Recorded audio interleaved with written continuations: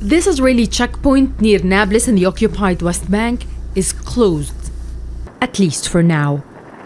Palestinian drivers waiting to move in and out of the city are at a standstill. No one knows when or if they'll be allowed to continue their journey. Traffic is moving at another checkpoint near Nablus, but 74-year-old Muhammad Khalil says it's taking too long.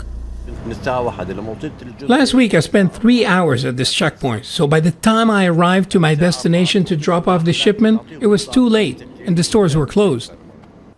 Long before the war on Gaza started, Palestinians suffered from Israeli military checkpoints that isolate and disconnect cities and towns from one another.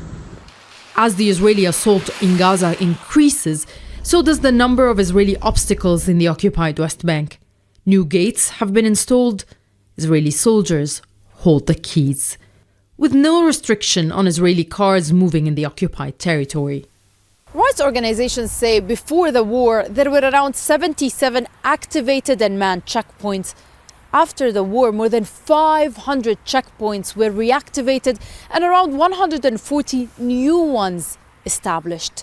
In total, we're talking about more than 700 checkpoints, cement blocks, dirt mounds, and gates. Many are totally shut, like the one behind me.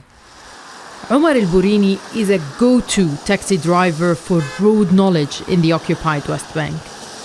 After 37 years in the business, he knows the shortcuts and how to avoid closures. But many of the alternative routes are undeveloped. We joined Omar for a drive from Ramallah to Jenin, a journey that shouldn't take more than 2 hours. Roadblocks, closed roads, and 3 checkpoints later, we reached our destination.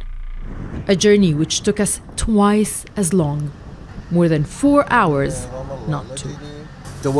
Stress and anxiety, humiliation, extra cost and waste of time. They want to make our lives hard and complicated, so we eventually leave.